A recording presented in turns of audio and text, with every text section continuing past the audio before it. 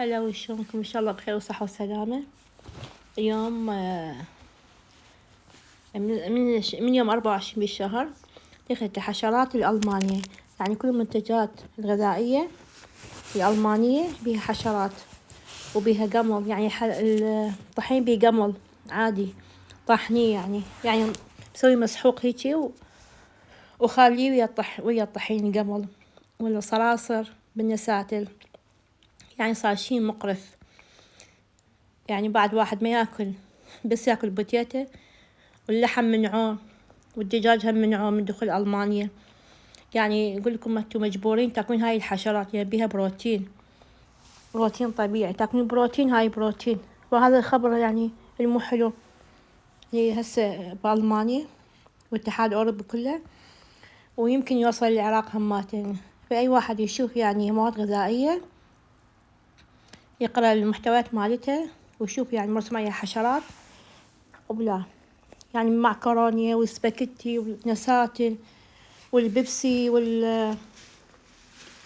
والعصاير كلها حياكلون بيها الحشرات، والطحين والزيت هماتينه يقولك هاي بيها بروتين. يعني علماء اكتشفوا ان هاي حشرات بيها بروتين طبيعي، أحسن ما تروح يعني الآلاف الحشرات تنقتل. فهذا يجمعوها ويبسوها ويخلوها ويا المواد الغذائية، كنا عيب عصري ياكل حشرات ودود وعقارب. هسه احنا قمنا ناكل هاي الأشياء، وإن شاء الله ما ناكل جريدية وبزازين بالمستقبل، يقولون هاي بيهم بروتين. الجريدية كلها ناخذها ونشويها مثل ما قاعد يسوون بالصين باليابان، ياكلون الجريدية. الله يسترنا الأيام الجاية، الله أعلم إيش راح يصير بينا. وهذا تحذير، يعني أي واحد يشوف مواد يعني يشتريها من السوبر ماركت يشوف عليها إيش مكتوب يقراها، عشان ما ياكل بيها حشرات قمل وصراصر وبريعصية وما أدري شنو وأشكال راح يوكلونه.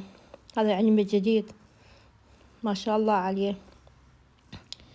ولا تنسون الاشتراك بالقناة وتفعيل زر الجرس، وإن شاء الله ما يشوفون مكروه. وإن شاء الله هاي الأشياء كلها شو اسمه هذا تقروها، يعني هذا لازم تقروه، لأن احنا تعرفون احنا ما ناكل هذه الأشياء كلها، الحشرات والصراصر والقمل والأشياء مقرفة، يعني مقرفة بصراحة. يعني حتى واحد بعد ما يشتهي ياكل يعني هذا أكلهم.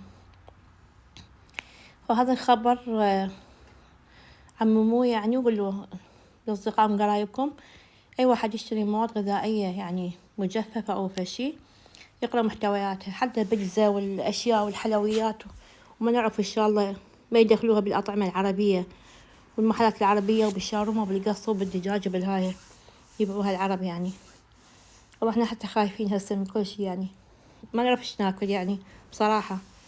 يجوز حتى ما يخلونا بيه مي سائل مال عقارق، يعني كل شي واحد كل شي يتجنب. يعني الله أعلم ايش راح يصير.